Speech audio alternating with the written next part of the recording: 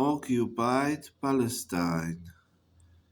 From the point of view of small people, small minorities, mostly native minorities, stressing the word native.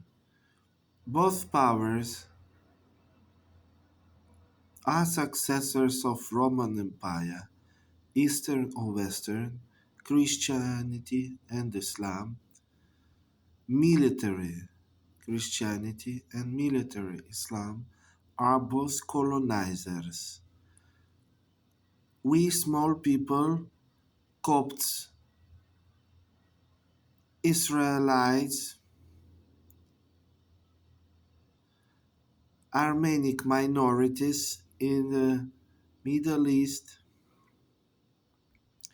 Yazdi people, Druze people, and many others people, Alawites of course, which keep a lot of pre-Islamic traditions, and they like a splinter in the eye of Islam colonizers.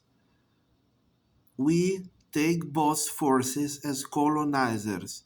Remember, please, the fact that Islam is a bit weaker now than Christianity and tries to present itself as anti-colonized power is false.